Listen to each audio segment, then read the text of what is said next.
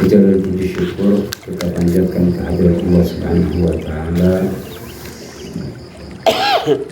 atas segala limpahan karunia nikmat iman dan Islam bagi kita, hingga saat ini kita bisa dapat menghadiri satu kewajiban yang Allah tanamkan pada kehidupan kita seumur hidup, yakni thalabul ilm, mencari ilmu Allah Subhanahu wa Ta'ala seperti yang sedang kita jalankan saat ini.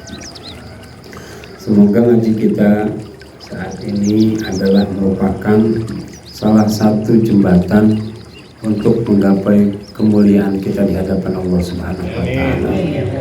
Karena Allah yang telah menjanjikan kemuliaan ini dalam firman-Nya, wa laqad karramna bani Adam bima faddalallahu ba'dhum 'ala ba'd. Artinya wallahu a'lam bimuradih, dan telah kami muliakan anak turunan Nabi Adam alaihissalam dengan keutamaan yang kami berikan di antara mereka satu dengan yang lain. Dan dalam ungkapan lain, alhamdulillahilladzi faddala bani Adam bil ilmi wal amal. Segala puja dan puji syukur hanya bagi Allah yang telah memberi keutamaan anak turunan Nabi Adam alaihissalam dengan ilmu dan amal.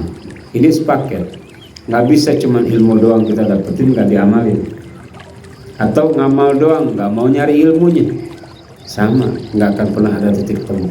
Tapi kalau keduanya digabungkan dalam kehidupan kita sehari-hari, biar katanya cuman korek-korek cok, dapat kita amalkan, maka itu lebih sempurna daripada orang yang beramal tanpa ilmu.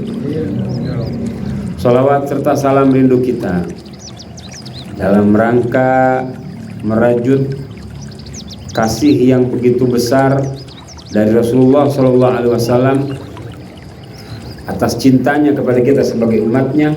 Yuk selalu kita basahi lisan kita untuk bersolawat kepada Nabi Muhammad SAW, juga buat keluarganya, sahabat dan segenap pengikutnya ila yaumil qiyamah. Hadratul Mukarram yang saya hormati, segenap para tokoh, para orang tua kita tercinta, para pembimbing, Deden, dan semua yang hadir, bapak-bapak maupun ibu-ibu, jamaah Majelis Al-Istiqomah rahimakumullah. Malam ini seperti apa yang sudah saya sampaikan beberapa masa lalu berkaitan dengan ta'lim kita di malam ini, yang insya Allah akan kita lengkapi setelah kemarin kita belajar dari hadis yang diriwayatkan sama Sayyidina Umar bin Khattab radhiyallahu ta'ala anhu berkaitan dengan rukun Islam, rukun iman, dan rukun ihsan. Saat ini kita belajar tentang syariat ajaran agama kita dalam kajian ilmu fikih yang bab pertamanya di semua kitab sama. Bab pertamanya selalu berbicara tentang tohar, tentang bersuci, tentang membersihkan diri kita dari hadas kecil maupun besar, sekaligus dari najis. Sebab salah satu penghalang diterimanya doa, diterimanya ibadah adalah terkandungnya hadas di badan kita dan terdapatnya najis di badan, pakaian, ataupun tempat sholat kita.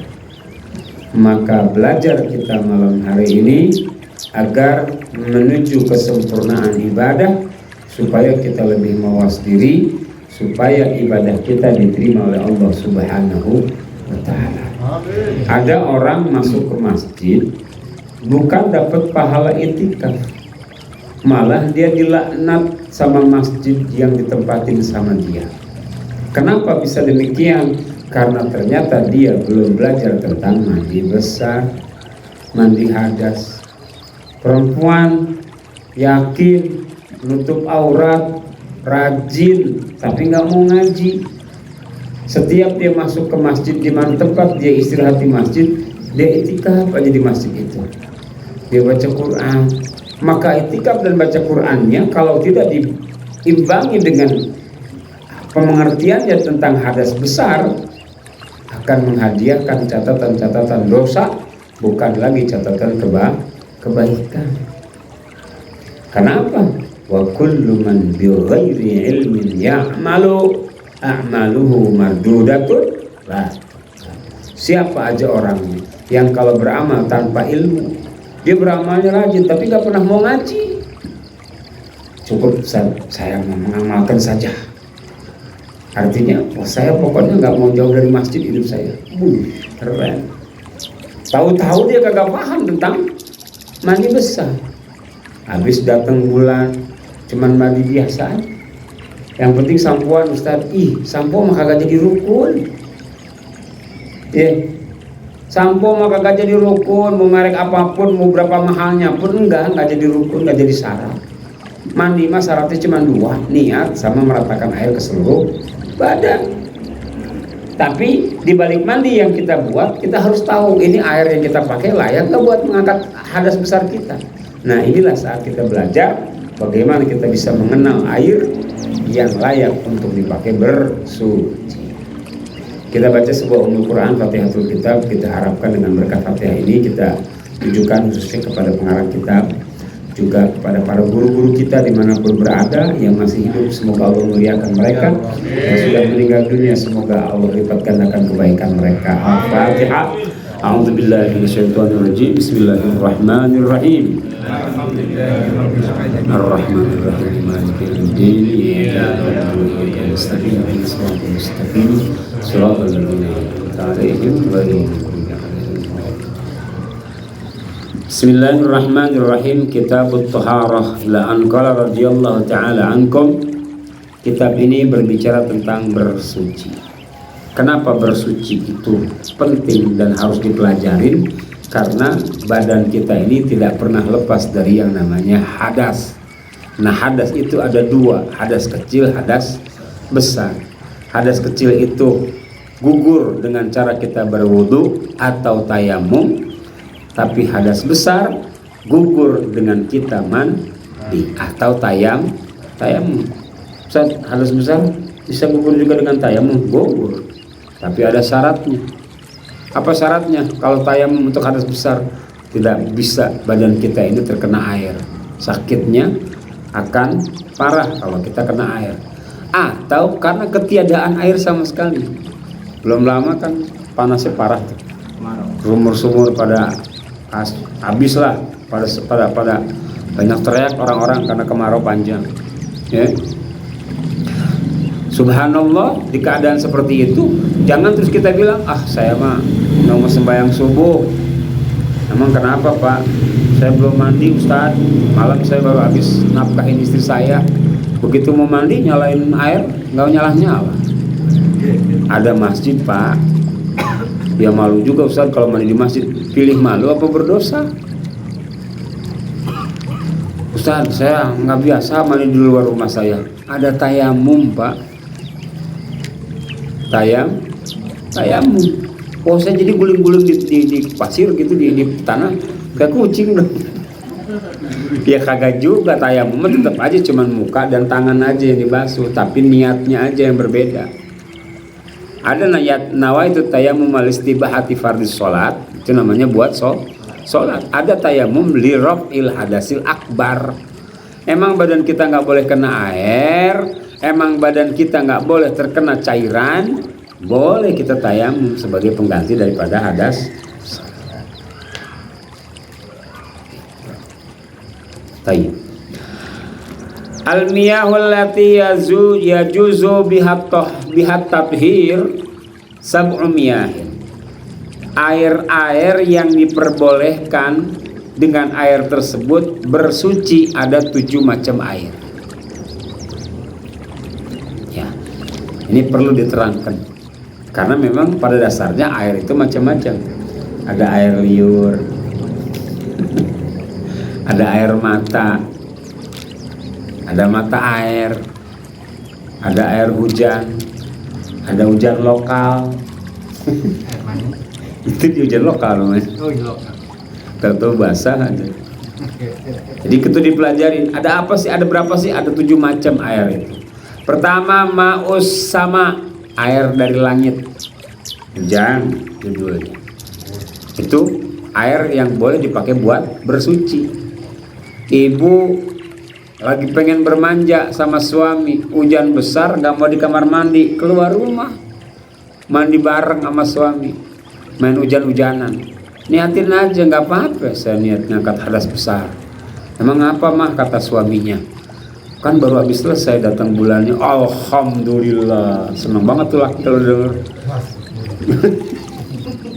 Kalau udah denger habis selesai datang bulan, seneng bener laki. Hore. Mandi deh pakai air hujan, nggak apa-apa, sah, terangkat kita punya hadas. Bahkan kalau menurut para ulama, ketika kita mandi hadas besar dengan air hujan, itu sekaligus hadas kecil kita keangkat. Aneh pernah praktekin, Pak. Jadi begitu habis mandi hadas besar, udah, asal kita nggak melakukan hal yang membatalkan wudhu, kayak kita megang burung gitu ya, atau kita bersentuhan sama istri, atau kita pup, atau kita, asal jangan terjadi hal yang membatalkan wudhu. Udah, habis kita mandi langsung pakai anduk lah, salin segala macam, sembahyang. Saya pernah ngejalanin begitu. Kenapa? Falsafahnya ilmu itu harus dipraktekkan. Walaupun cuma sekali-kalinya saya buat seperti itu. Kenapa? Sekedar untuk mempraktekkan ilmu. Gitu. Pertama, air yang Mas Kocus Pertama, air yang bisa dipakai untuk bersuci adalah air langit atau air hujan. Wa ma'ul bahri, yang kedua adalah air lautan. Ibu lagi di pantai, ini kemarin baru pulang dari pantai, ini masih kelihatan nih bau mataharinya masih kecil. Itu kita udah habis senang-senang sama suami, atau kita baru selesai datang bulan, sampai ke pantai, bismillahirrahmanirrahim, nawaitu rafa'al hadasil akbar fadlillahi ta'ala, jebur, sah, hilang kita punya hadas, terangkat, keluar kita dari laut sudah dalam keadaan suci. Wa ma'un nahri, yang ketiga adalah air sungai. Ustadz, sungainya gede apa kecil? Sungai itu yang penting mengalir. Gede itu tidak jadi ukuran. Yang penting airnya mengalir di sungai. Saat ini adanya selokan, terus tapi jadi pembuangan limbah, ya jangan dipakai. Ya biar ngalir, gak air limbah gimana? Tajin di situ, air kencing di situ, buangan dari rumah di situ, jangan. Yeah. Yang keempat, wa ma'ul bi'ri, air sumur. Kita gali atau kita ngebor, itu air dari dalam tanah, namanya air bi'r, air sumur. Air sumur pun sama, adalah air yang disebut sebagai air yang bisa dipakai buat bersuci. Wa ma'ul aini, dan air dari mata air. Kalau di pinggir sungai ada seperti grojogan kecil, itu air namanya air mata air. Itu boleh juga dipakai buat bersuci. Wa ma'ul salji, yang keenam adalah air dari salju. Misalnya kita lagi ada di Eropa, di Korea, di mana ya, terus ada salju di depan kita yang mengalirkan air. Nah itu boleh airnya dipakai buat wudhu, boleh airnya dipakai buat asal kuat. Airnya habis mandi pakai air salju hipotermia, ada pingsan dia, asal kuat ya. Intinya air salju boleh dipakai buat bersuci. Wa ma'ul bardi, yang terakhir adalah air embun. Embun itu apa? Kalau kita udah pagi di pohonan banyak tuh embun, itu boleh dipakai buat berwudu sama kita. Artinya apa? Diambil dari airnya, diambil dari daun-daunnya, dipakai buat berwudu, boleh. Atau kita bersuci, cebok misalnya, kagak muat doang ya. belepetan yang ada. Intinya asal itu air memang bisa dipakai buat bebersih, secara hukum air al-bardi itu artinya air embun. Itu air embun boleh dipakai. Summal miyah, kemudian air-air itu sendiri ala arba'ati aqsamin, tergolong menjadi 4 golongan, tergolong 4 bagian. Bagian yang pertama tahirun mutahharun. Yang pertama, air itu dari yang 7 tadi secara umum terbagi menjadi 4, seluruhnya terbagi menjadi 4. Tahirun mutahharun, sifatnya itu air suci dan mensucikan. Ghairu makruhin, dan tidak makruh penggunaannya. Pada umumnya yang 7 tadi itu tahir mutahhir, suci dan mensucikan. Ustaz, kalau sumur yang tercemar bagaimana? Dilihat apakah ada perubahan dari 3 hal, warna, bau, dan rasanya. Kalau tidak berubah tetap boleh dipakai. Kalau perubahannya hanya 1 masih bisa dipakai. Tapi kalau perubahannya udah 2 tidak boleh dipakai. Yang berubah cuma rasanya doang, agak sepet-sepet dikit nggak apa-apa. Tapi yang berubah warnanya, kalau udah sampai 2 nggak boleh dipakai, gitu ya. Sifat air yang pertama tahir mutahhar, bersuci dan bisa mensucikan. Ghairu makruhin, tanpa ada kemakruhan. Wa huwal ma'ul mutlaq, itu disebut dengan air mutlak. Yang kedua wa tahirun mutahharun, tapi makruhun. Yang kedua, sifat air suci mensucikan tapi makruh penggunaannya. Wa huwal ma'ul musyammas, yaitu adalah air yang terpapar sinar matahari. Dia pakai gentong di atas, gentongnya terbuat dari seng, dari baja, dari apa. Karena kena matahari, akhirnya tuh air begitu dikocorkan di keran, wow, panas. Nggak usah sampai harus bisa bikin kopi, walaupun di depan saya nggak ada kopi. Kena deh. Artinya apa? Kadar panasnya itu tidak harus sampai 100 derajat, enggak juga. Pokoknya dipegang panas aja. Ini berubah rasa, iya, suhunya berubah. Karena apa? Karena matahari, bukan karena pakai pemanas air, bukan. Tapi karena karena ada efeknya. Makanya hukumnya makruh. Suci, mensucikan, tapi makruh. Kenapa? Dulu, di zaman dulu, air seperti ini bisa menyebabkan penyakit baros namanya, penyakit belang. Orang itu bisa terkena penyakit belang kalau keseringan pakai air yang terjemur matahari, gitu. Nah, disikapin sama orang sekarang nih, tangkinya, torennya pakai plastik. Tapi kalaupun pakai plastik, sekiranya masih panas, sekiranya masih berasa panas, tetap hukumnya makruh, gitu. Yang nggak akan panas mah air sumur. Sebab apa? Dari dalam. Tetap aja kalau keluar di sanyo kita pasti tetap akan dingin. Nah, ini yang panas ini, yang makruh ini adalah disebabkan karena terjemur matahari. Kalau yang panasnya karena memang disengaja sama kita bikin sakhonah namanya, pemanas api, pemanas apa? Air. Nah, itu memang nggak apa-apa, nggak makruh hukumnya, ya. Jadi sifat yang kedua, suci, menyucikan, tapi itu air makruh digunakan, yakni air terjemur mata. Wa tahirun ghairu mutahharin. Yang ketiga, dia suci tapi tidak bisa mensucikan. Wa huwal ma'ul musta'mal. Itu adalah air yang musta'mal atau air yang udah bekas pakai. Ibu di rumah di keran itu bawahnya ada ember. Embernya pas kapasitasnya 50-100 liter.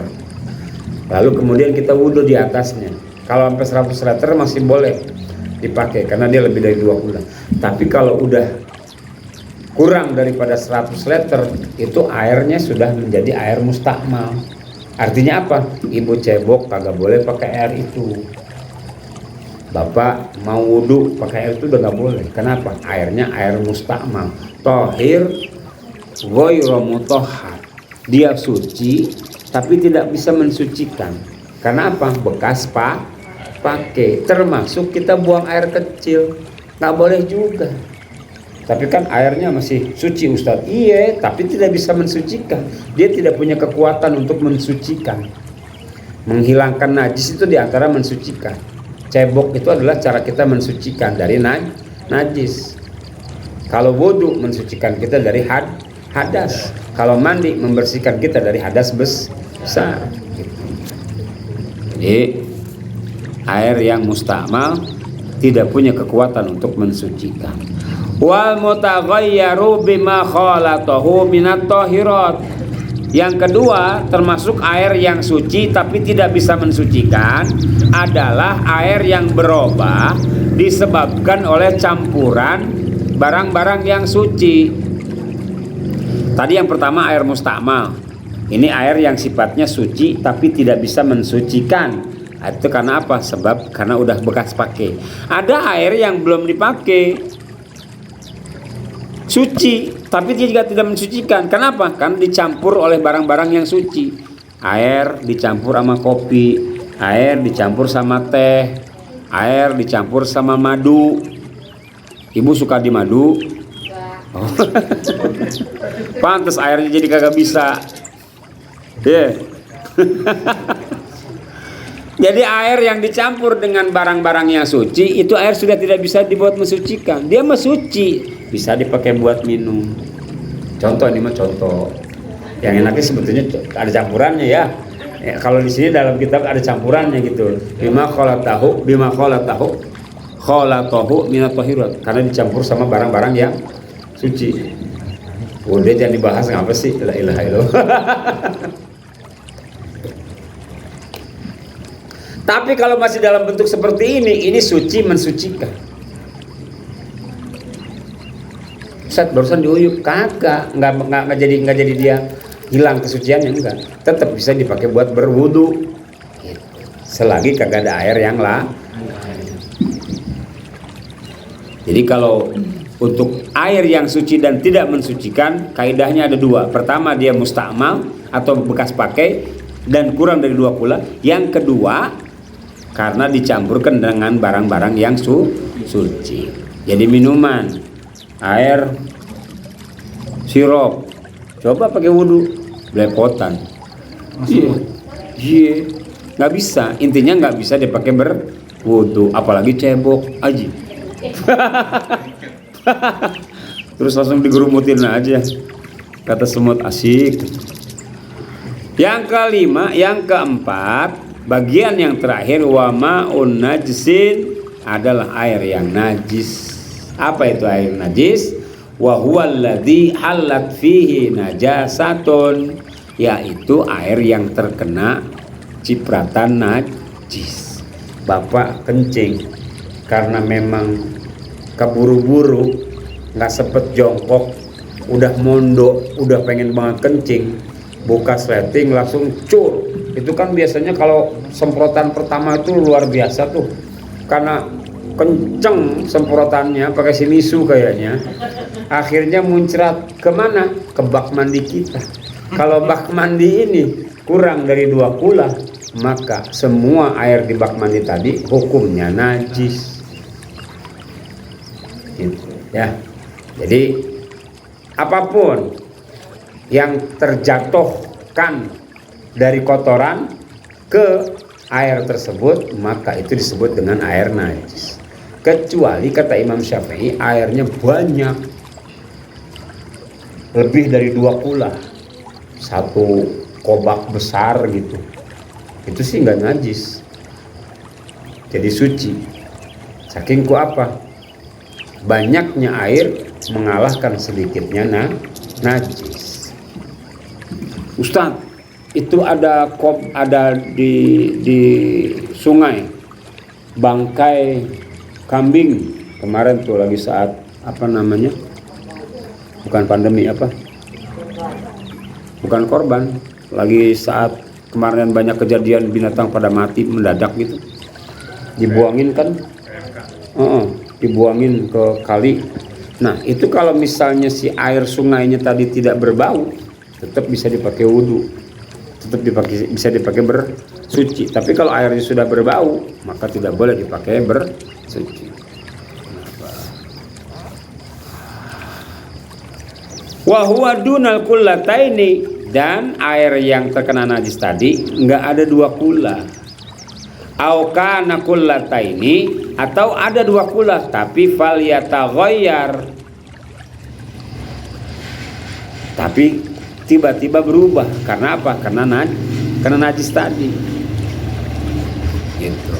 Ada airnya malah di atas 2 kula bahkan ada di 2 kula, tapi karena dia berubah maka air itu disifati dengan sifat air najis.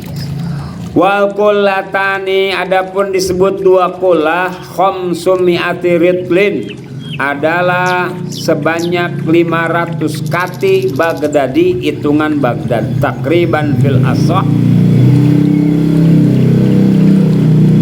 dalam perkiraan secara sah, ai ma yusawi mi'ata wa tis'ina litran takriban, kadarnya serupa sama dengan 190 liter. Dua kula itu adalah 190 liter.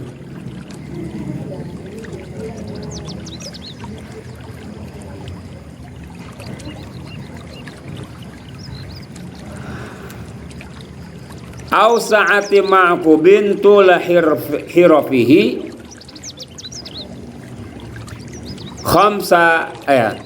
tamaniya wa khamsina sentimeter.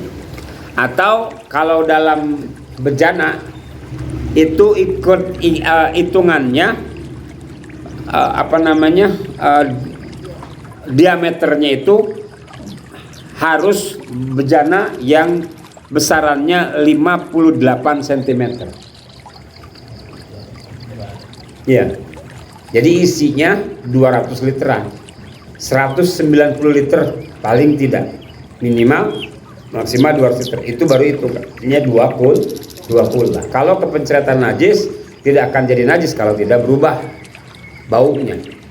Tapi kalau berubah baunya berarti kan najisnya banyak. Ya.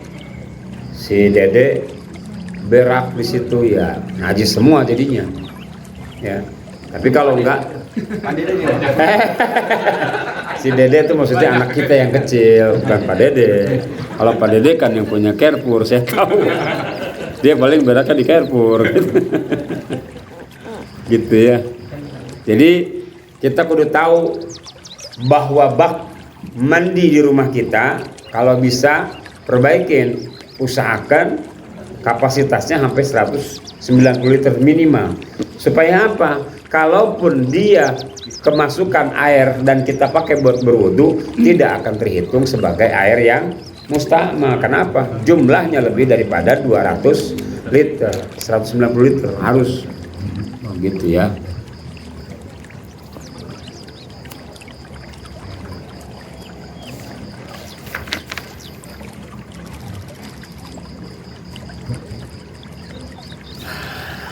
Faslun, ini pasal berikutnya. Wa furudul wudu'i sittatu asya'a, fardu-fardunya wudu ada 6 perkara. Ini saya nggak bahas yang lainnya karena bahasan tentang siwak, bahasan tentang kulit binatang, bahasan tentang penggunaan perkakas dari emas dan perak ini tidak perlu. Saya langsung masuk ke bab tentang fardul wudu. Yang wajib dibuat dalam wudu ada 6 perkara. Pertama, an-niyatu inda ghaslil wajhi, niat ketika membasuh wajah. Jadi harus kita tahu Pak, rukun wudu itu ada 6. Maksudnya gimana? Jangan terus kita sama-sama bilang, Ustaz, rukun wudu kan dari mulai ke kocok. Nah, itu berarti ente nggak tahu. Ada rukun, ada sunnah. Yang namanya kekocok dengan bacaan doa Allahumma inni as'alukal yumna wal barokata wa a'udzubika minas su'mi wal halakati, itu sunnah. Begitu juga ke kumur, begitu juga istinsar ngirup air ke hidung dan membuangnya, itu masih sunnah. Tapi begitu membasuh wajah dengan niat di dalamnya, kedua-duanya adalah merupakan rukun wudu. Yang pertama niat. Kapan waktunya? Ketika membasuh wajah. Bismillahirrahmanirrahim. Nawaitu raf'al hadasil asghar fardhu lillahi ta'ala. Basuhkan. Ini air, tadangin dulu, baru basuhkan ke wajah kita. Biar dia ngalir, biar dia melalui wajah kita, baru kita usap. Jangan wudu ceplak ceplok dari sini langsung dikemukain, jangan. Alirkan, basuhkan dia ke wajah kita sampai dia turun dari jidat sampai ke dagu kita, baru kita basuh. Ini namanya rukun wudu yang pertama dan kedua. Yang pertama niat, yang kedua membasuh wajah.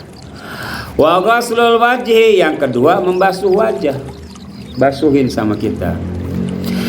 Yang ketiga wa ghaslul yadaini ilal mirfaqaini. Yang ketiga membasuh dua tangan sampai kepada sikut kita.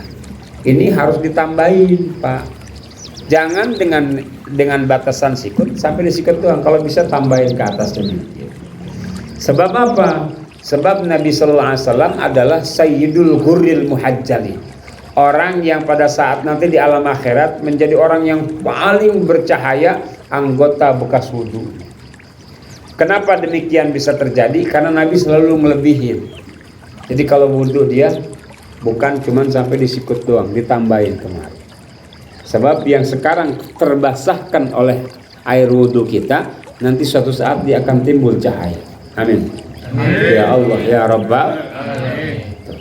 Dan ketika kita membasuh tangan kita, jangan cuma kita kocorkan ke air gini, tapi harus kita basuh, diusapin sama kita.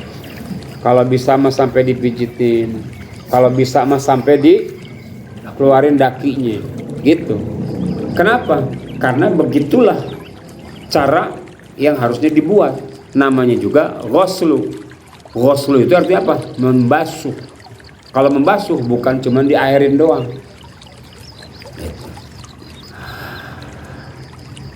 Yang keempat, 1, 2, 3, 4. Ya. Yang keempat, wa mashu ba'dir ra'si, membasuh sebagian kepala. Ketika dibasuh, jangan gitu Mas Koco. Mas Koco udah ketawa aja ngelihat saya. Buka jangan ya, gitu. Bersih maksudnya gitu, nggak ada rambutnya. Tahu saya juga Mas Koco. Kalau yang namanya membasuh, ya dibasuh aja. Tapi sebagian kepala. Bisa yang depan, bisa yang belakang. Emang yang depan udah nggak ada kepala, udah nggak rambutnya. Yang belakang nggak apa-apa. Yang penting kenanya itu manabitus sya'ar. Apa itu manabitus sya'ar? Tempat tumbuhnya bukan cuma rambutnya doang. Saking sayang sama hairspray, akhirnya di ujung rambutnya doang. Perempuan kan rambutnya panjang tuh, ujungnya doang. Kenapa Bu nggak di sana, nggak di tempat tumbuhnya rambut? Sayang Ustaz, hairspray saya mahal dari salon, Bu. Ya nggak sah wudu kita, karena yang harus kena itu adalah tempat tumbuhnya rambut.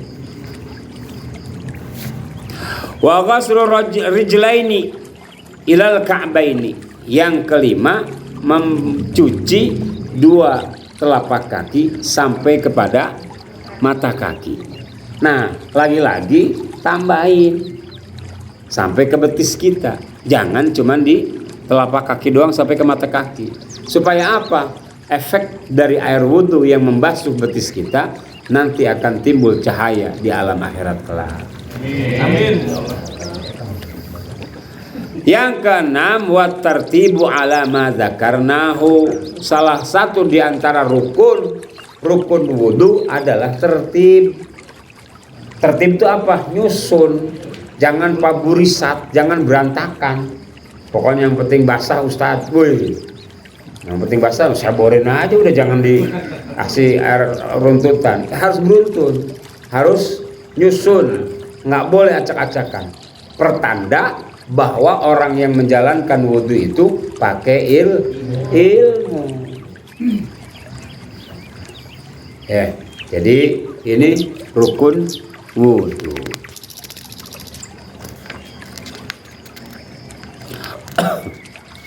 Wasunanuhu, dan kesunatan wudhu asyratu asya'a, ada 10 macam. Kalau tadi kita kan baru bahas kekocok, kekumur, istinsak, istisar, baru 4. Padahal di sini ada 10. Pertama at-tasmiyah, membaca bismillah. Sunnah tubuh. Saat kalau sunnah kan dikerjakan dapat pahala, benar. Tidak dikerjakan tidak berdosa, benar. Penjabarannya begitu. Tetapi di usia kita sekarang, jangan lagi kita ambil paham yang lama, tapi pahamin bahwa kalau kita kerjakan dapat pahala, nggak dikerjakan rugi lah. Iya dong, nggak berdosa enggak, tetap, tapi rugi. Selagi kita bisa. Emang susahnya apa? Bismillahirrahmanirrahim, kan kagak makan waktu, nggak ngabisin tenaga, nggak kayak kita manggul pasir, manggul beras sekarung, kan enggak. Bismillahirrahmanirrahim. Ya. Wa ghaslul kafaini, yang kedua membasuh 2 telapak tangan. Tuh, kekocok tadi. Bismillahirrahmanirrahim. Allahumma inni as'alukal yumna wal barakata wa a'udzubika minas su'mi wal halaka. Qabla idkhalihi ma'al ina, sebelum dimasukkan ke penyiuk kalau kagak ada kerang. Wal madmadah, yang ketiga adalah kekumur. Kekumur adalah sunnah wudhu. Wal istinsyak, yang keempat adalah istinsyak. Istinsyak itu menghirup air wudhu. Aduh Ustadz, sakit kepala saya. Pertamanya iya, tapi kalau udah jadi kebiasaan nggak akan sakit. Malah disitulah obat segala penyakit, khususnya yang berkaitan dengan pernafasan kita. Yang punya paru, yang punya sinus, yang punya penyakit apapun, itu obatnya dihirup. Termasuk ini, kita punya radang selaput otak, itu obatnya begitu, diisep sampai sakit kerasa, iya memang itu, tapi kan tidak dipendamkan, langsung segera dikeluar. Yang ajib itu doanya, Allahumma arihni raihatal jannati wa anta anni radin. Ya Allah, ciumkan kepada aku bebauan surga, dan engkau aku minta dalam keadaan ridho pada diriku. Boleh. Wa anta anni radin. Buru-buru kita keluarkan. Sakit apa? Sakitku namanya sakit memang di kepala kita. Mau baru mau biasanya sakit mas. Tapi kalau sudah terbiasa enggak akan sakit lagi. Persis kayak kita dikasih otem, dikasih tutup mata. Sakit pertama, selanjutnya enggak akan. Buang sama kita dalam doa apa? Allahumma inni a'udzubika min raihin nari wa su'id jar. Aku berlindung padamu ya Allah daripada bau-bau api neraka dan jeleknya tempatku di akhirat kelak.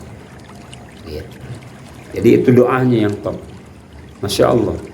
Kalau kita bisa ngafalin, caranya satu, bukan dihafal di story, tapi dihafal di praktekin. Allahumma arihni raihatal jannat wa anta anir radin. Biasanya bebangkis tuh. Aku enggak kuat. Allahumma inni a'udzubika min raihin nar wa su'id jar.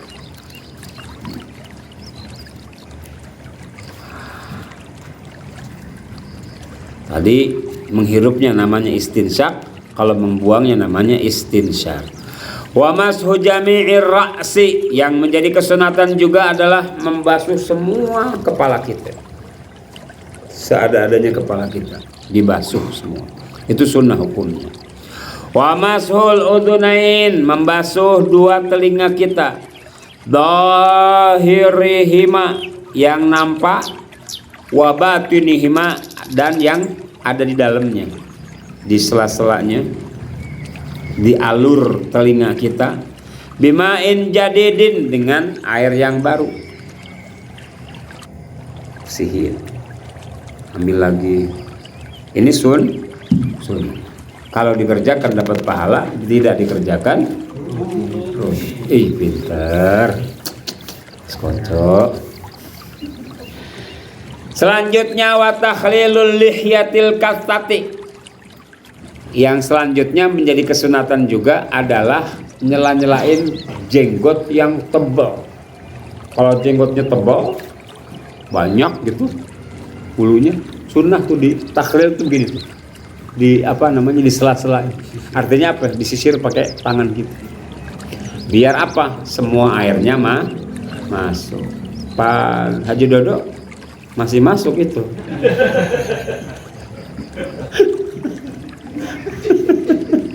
Keserit. Begitu. Sunnah. Selanjutnya wa takhlilu asabi'il yadaini, dan menyela-nyela jari dua tangan. Ini kalau lagi wudu kan dicopot nih. Ya. Ini disela-selain sama kita. Lagi nyuci yang ini sama yang ini dibasuh. Gitu. Ini sunnah hukumnya memang. Tetapi perlu kita lakukan. Sebab apa? Berharap dari kesunatan yang kita buat maka sempurna kewajiban kita. Warejlaini, bukan tangan doang tapi kaki juga. Kita kan saking namanya kagak bisa jongkok ya. Udah lagi berwudu enak kok kita tinggal nyuruhkan doang air dari keran ke kaki kita. Nah itu yang lebih sempurna lagi, disela-selain kaki kita. Rombehannya dibersihin maksudnya. Yang suka nyelip-nyelip bau kaki, bau curut di kaki kita itu dibuang, dibersihin. Ya bukan cuman dicurugkan air doang, tapi harus di sela-sela. Walaupun hukumnya sunnah, tetapi penting untuk dijalankan. Wa taqdimul yumna 'ala yusra, mendahulukan yang kanan atas yang kiri. Jadi kalau wudu kanan dulu, basuh tangan kanan dulu, jangan kiri dulu. Walaupun itu hukumnya sunnah, karena memang harusnya yang begitu. Wa taharatu salasan, dan bersuci ini 3 kali batasannya. Tangan 3 kali, 1 kali, 2 kali, 3 kali berwudu, kumur-kumur 3 kali, buang, kumur-kumur lagi buang, kumur-kumur lagi buang. Kenapa sih sampai ada 3 kali begitu? Jangan sampai kita di tengah sholat kita tahu-tahu daging tenderloin yang baru habis kita makan di prasmanan keluar lagi kita bawa sholat. Allahu Akbar. Ya Allah, ini yang nyelip dia keluar lagi sembahyang. Kita telan batal kata Ustaz, kita tahan bagaimana, kita keluarkan apa kata orang. Makanya disunatkan wudunya 3 kali. Biar apa? Biar maksimal. Apapun yang tersisa dari makanan, minuman, perasa di lidah kita, di mulut kita hilang dengan 3 kali kita basuh. Kalau nggak sampai 3 kali biasanya tuh yang habis minum marimas, ya kan? Kadang-kadang masih berasa lengket-lengket manisnya tuh. Akhirnya begitu kita takbiratul ihram, tahu-tahu ludah kita ketelan bawa sisa marimas, batal sembahyang kita. Kalau kita lagi puasa, dua-duanya batal. Puasa kita batal, sholat kita batal. Karena apa? Di dalam sholat tidak boleh makan, tidak boleh minum. Karena ada puasa dalam sholat, nggak boleh. Termasuk puasa hati dalam sholat. Kudu hati-hati tuh. Jangan begitu Allahu Akbar sholat tarawih, yang di belakang ibu-ibu langsung ngedum, panjang benar takbirnya. Ini makanya udah punya kesepakatan sembahyangnya 23 rakaat. takbirnya panjang benar, ketinggalan dah sinetron. Jangan. Kita sholat itu harus puasa. Puasa apa? Ya puasa lahir, puasa batin. Harus dipuasakan. Termasuk pikiran kita. Wal mualat, yang terakhir kesunatan yang ke-10 adalah apa bahasa Jawanya itu nuli-nuli, berkesinambungan. Jangan diberhenti-berhentiin. Itu sunnah sih sebetulnya. Tetapi ya wudhu itu harus langsung jadi gitu. Jangan karena ini sunnah, udah santailah. Kocok-kocok dulu, ngobrol. Mas, gimana bisnis? Lancar? Oh, alhamdulillah. Akhirnya lupa tuh. Tadi sampai kemana ya? Itu dia. Ruginya, celakanya kalau tidak langsung. Udah langsungin aja dulu. Ngobrol mentar. Dan hukumnya makruh. Kita ngobrol lagi wudhu, itu hukumnya makruh. Gak boleh. Apalagi ngomongin orang. Jadi haram. Mas, dengar belum? Situ kan udah jadi janda. Ya Allah, lagi wudhu sih ngomongin bini orang. Yang benar, Sherlock dong. Habis dah. Ya.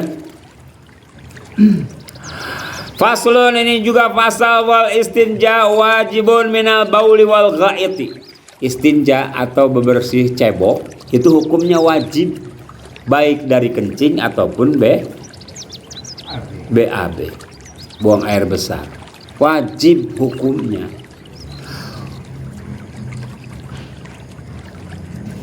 Wal afdalu, yang paling utama, ayastanjia, hendaklah seseorang beristinja atau cebok bil ahjari, dengan bebatuan. Jadi pakai batu. Summa yutbi'aha bil ma'i, kemudian disempurnakan dengan air. Ustaz, repot Ustaz, kalau batu ntar kudu dibersihkan lagi batunya. Udah pakai air kalau memang airnya banyak.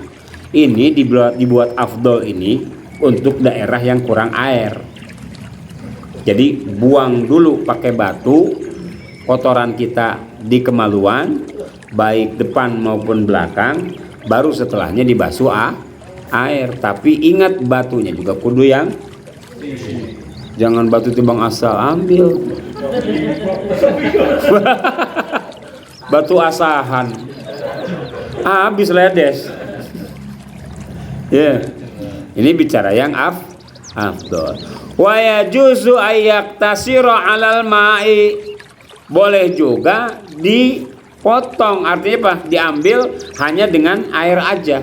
Au ala salasati ahjarin, atau hanya dengan menggunakan tiga batu. Kencing nih, emang kagak ada air, udah ambil batu. Tuh di bagian mulut yang tempat air kencing kita keluar, basuh tempelin batu, karena batu itu punya apa namanya, ada pori-pori yang bisa nyerap air. Kalau sekarang memang batu itu misalnya jadi sesuatu yang apa namanya muskil buat kita, maksudnya apa, batu mah banyak tapi kita khawatir kagak higienis lah apa segala macam, pakai tisu nggak apa-apa, tisu kayak daun kalau emang terpaksa, tapi jangan daun amplas, ledes lagi ya gitu. Daun pintu. Tapi yungkia bihinnal mahal, yang harus bisa ngeruk itu si batu yang tiga tadi, yang harus bisa ngeruk kotoran dari kita punya kemaluan. Itu syaratnya. Jangan batu cincin. Boleh Ustaz pakai batu cincin gimana Ustaz? Ini kan kagak bisa ngeruk. Dia kan gak ada pori-porinya. Yang ada bau berarti. Saking dipakai buat bebersih cebok, katanya nggak apa-apa pakai batu Ustaz. Pakai batu dipakai. Batunya ada syarat yungkial mahal, dia bisa ngeruk, dia punya pori-pori, dia bisa nyerap itu kotoran gitu. Bukan timbang asal batu, saking mau kasih tesi batunya kan gede-gede tesi. Begitu mau wudhu, begitu mau ke kamar mandi, ke kamar kecil, dia buang, dia copot-copotin batunya. Begitu cebok kagak ada apa, batu cincin dipakai, nggak bisa. Itu tidak yungkial mahal, tidak ngeruk daripada kotoran. Faida aradal iktisara ala ahadihima. Nah, kalau mau ringkas di antara keduanya, air atau 3 batu yang bisa ngangkat kotoran, fal ma'u afdal, maka ngambil keputusan istinja atau cebok dengan air itu lebih utama.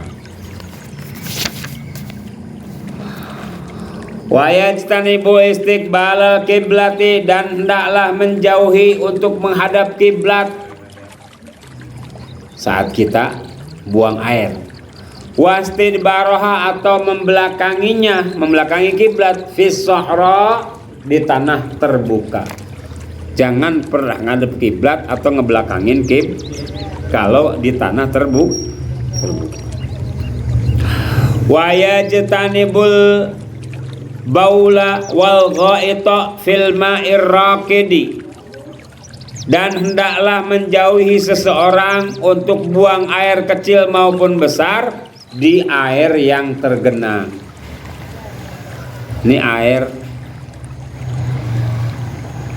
cuman kobakan kecil doang, dia kencing di atasnya, atau dia bahkan buang air besar di situ. Jangan. Kenapa? Akan menimbulkan mudorot. Wa tahta syajaratil musmirah, atau di bawah pohon yang berbuah, pohon mangga, ya kan? Asik kita buang air di bawahnya. Khawatirnya tuh mangga begitu jatuh kena itunya. Nggak boleh. Di bawah pohon yang sedang berbuah tidak boleh. Wa fit tariqi, dan juga tidak boleh di jalan,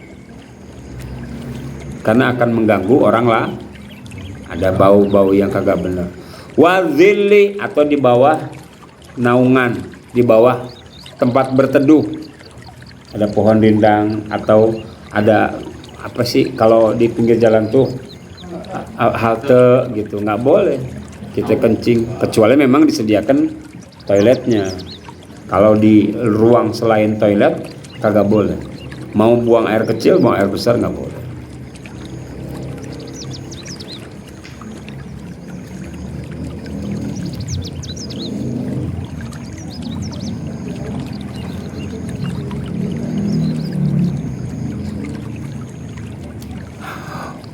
Wasukbi, atau di kamar juga sama, nggak boleh. Wala yatakallamu alal bauli, dan tidak boleh berbicara ketika kita buang air kecil. Wal ghaiti, atau buang air besar. Wala yastaqbilu syamsa wal qamar, dan tidak boleh menghadap kepada matahari ataupun rembulan. Wala yastadbiruhuma, dan tidak boleh membelakangi keduanya. Masih ada waktu? Udah jam 9 ya. Faslun walladzi yanqudul wudu wallahu. Ini nanti kita lanjutkan pada pekan berikutnya, insya Allah. Hadirin yang dimuliakan oleh Allah Subhanahu wa taala, dari sini kita ambil sebuah pelajaran besar. Bersuci itu wajib hukumnya.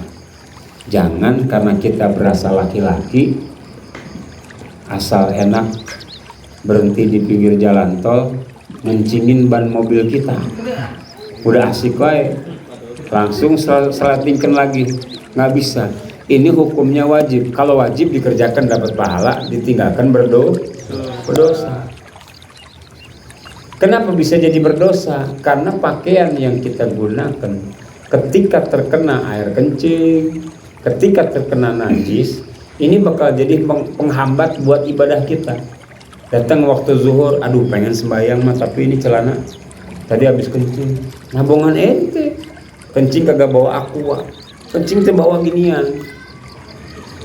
Saat ada airnya tapi buat air radiator. Kagak apa-apa. Selama di airnya air putih, air sumur, air keran, air apa nggak apa-apa. Jangan air aki yang dipakai. Ya Allah, urusannya beda itu. Kita sampai ke rumah ditanya sama bini, bang, kok beda?